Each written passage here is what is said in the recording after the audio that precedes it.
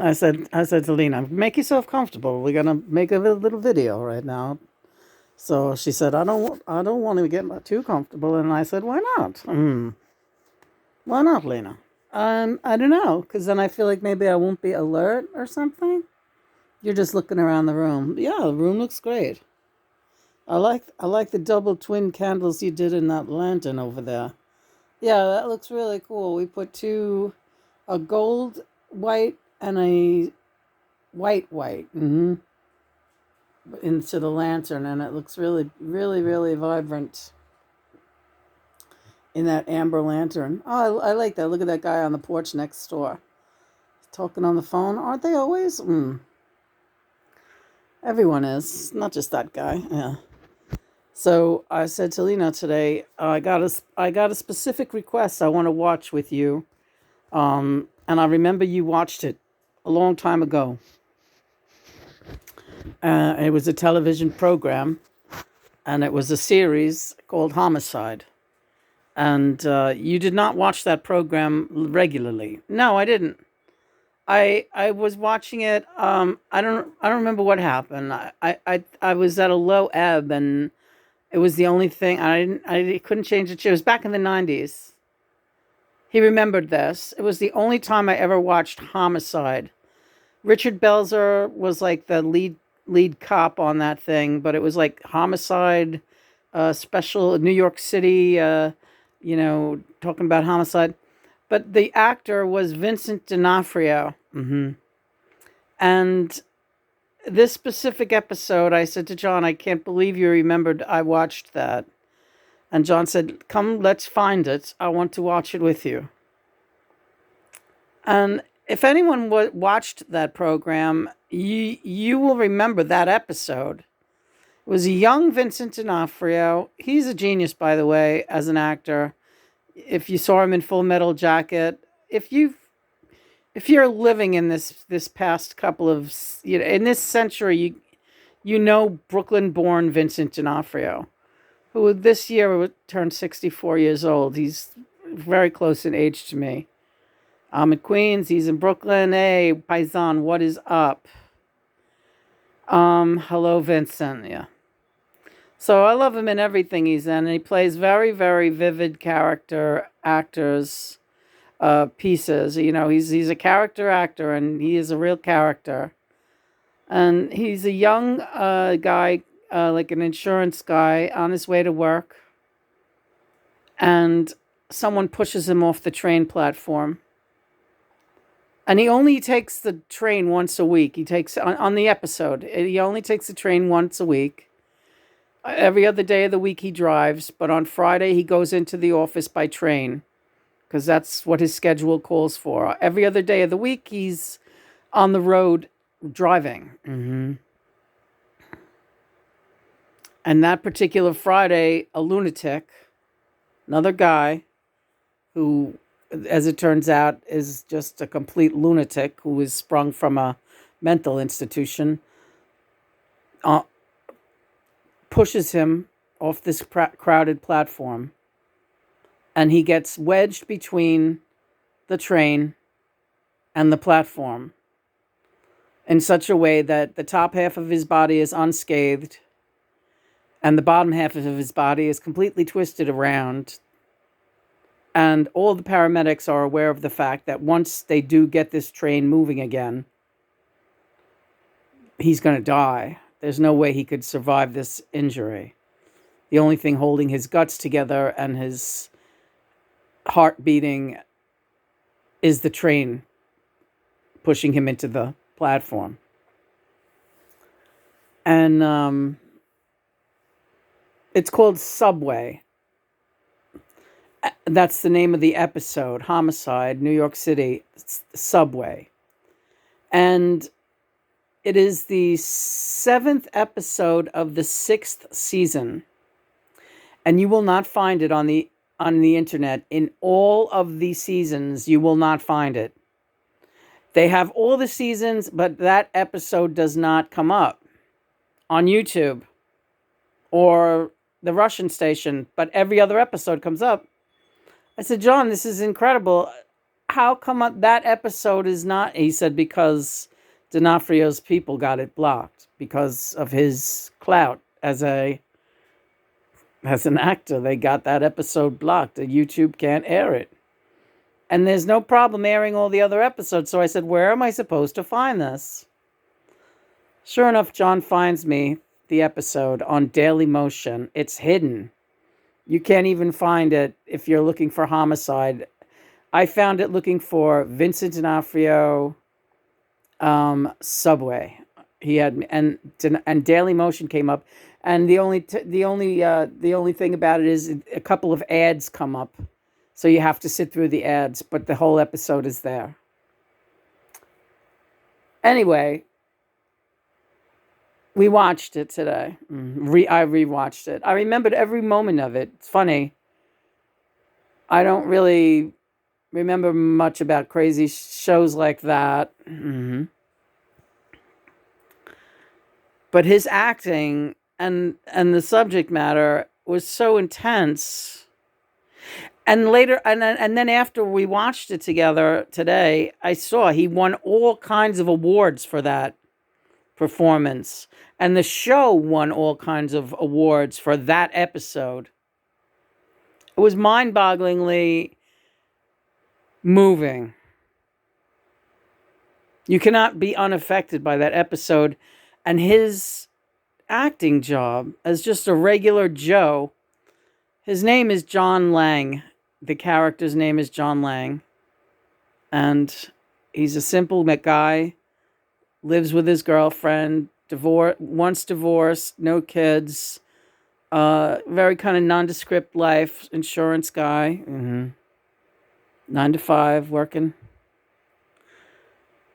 And the way his character evolves in the course of this 44-minute episode, he's angry, and then he realizes this is it. He's gonna die. There's no way around it. And he's talking. This cop is one of the detectives is talking him through the whole thing, kneeling beside him, holding his hand. And the paramedics keep coming and checking on his vitals, and he starts having seizures, and finally he has like a tremendous seizure, and then they say, okay, let's get him out now. They had everything prepped for him just in case they thought they could get him out there alive. But everyone kind of knows he's not gonna, once that train moves, he's gonna die. His body, no body can sustain this.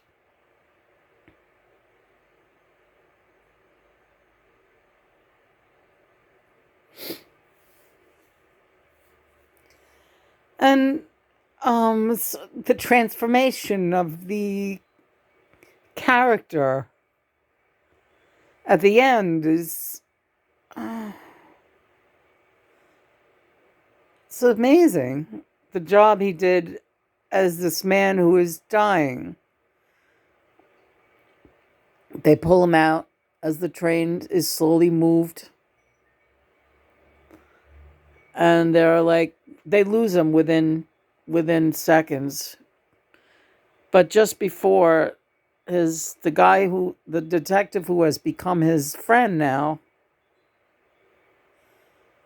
says to him, John, can you hear me?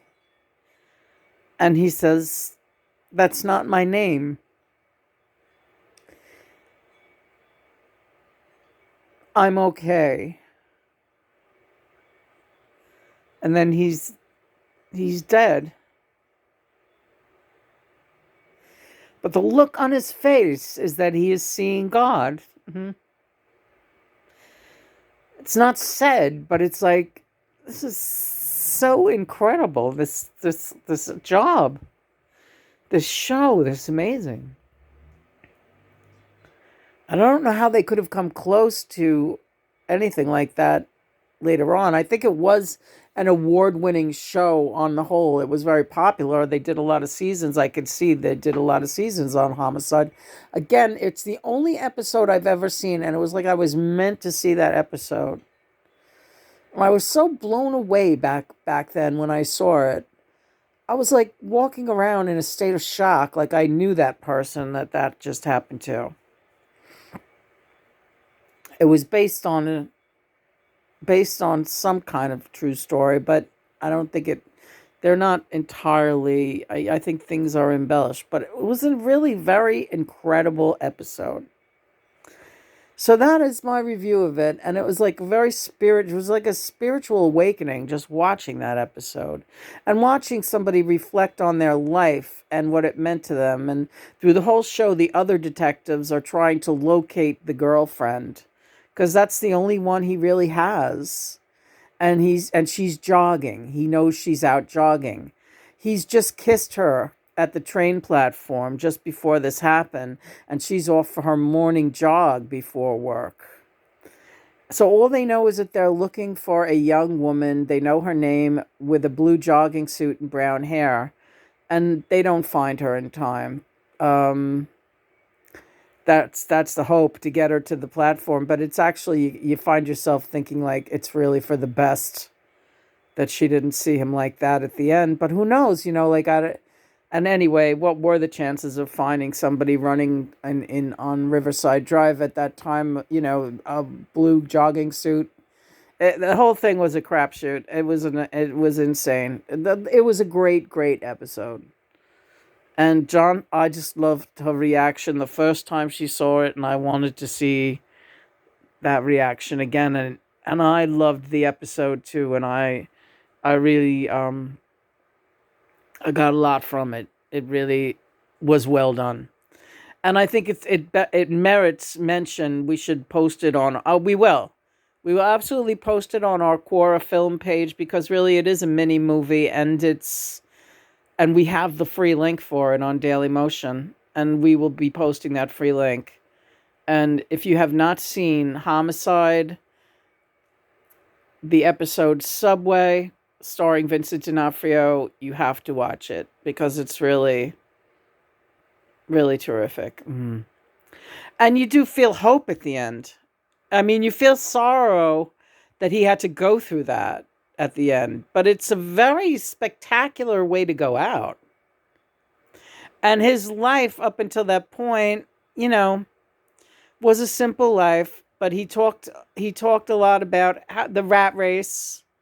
And like, this is what happens to me now, after putting like all 12 years of my life hoofing it to this job, kissing my boss's ass, trying to just make it, getting through a very painful divorce, and finally got a nice girl, and I'm just trying to do things right, and all I ever do is try to do things right. And God, I wish I had a martini right now. And oh, why am I here? Why did it have to be Friday?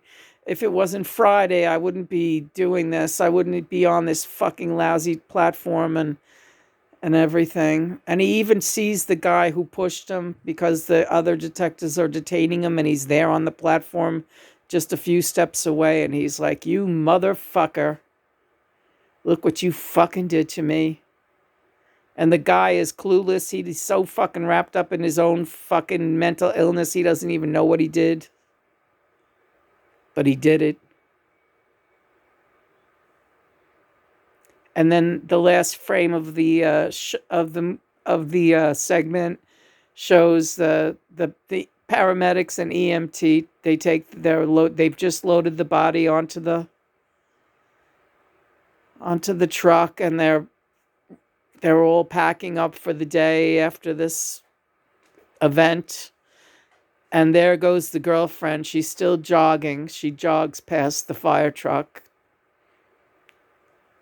She has no idea that that's her boyfriend inside the ambulance.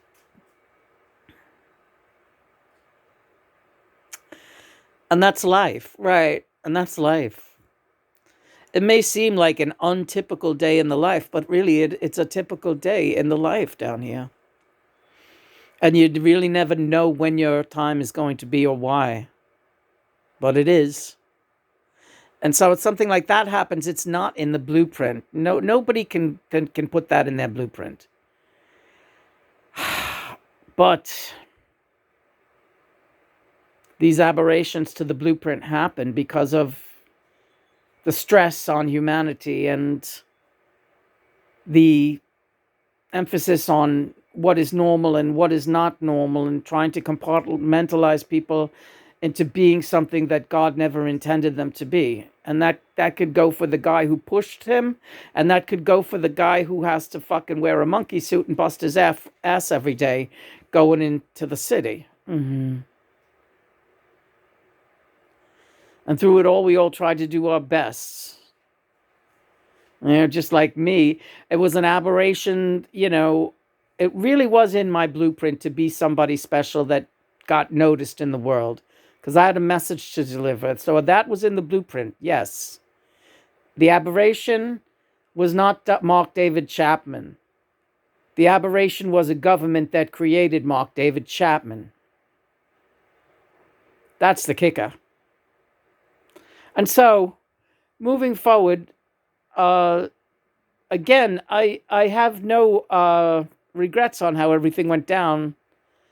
And I have never regretted for a moment how everything went down, because from out here I could see the large blueprint, and I know that I did everything I was supposed to do. And that's really all I am concerned about, is that in the eyes of God, I did everything I was supposed to do down there, and now I'm doing everything that I'm still supposed to do. And that is to do good and to do the good of the work of God and the Mother. And with Lena, we bring you these messages together. And I thank you, and I thank you, Lord. It's wonderful.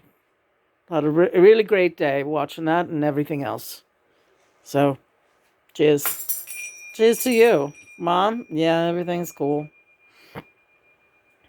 Maybe later do some music, but yeah, you're having allergies today. You should really just, I'm going to rinse out my nose. Alcohol, product placement. Rinse out your nose with alcohol.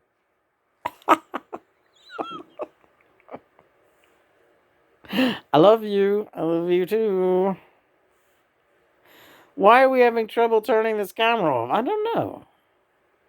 You do soon, so now. I don't know. Say I love you again. I love you again. I love you again too. Say it again. Say it again. You are here. Say it again. And again and again and again and again and again and again and again and again and again and again and again and again and again and again and again and again.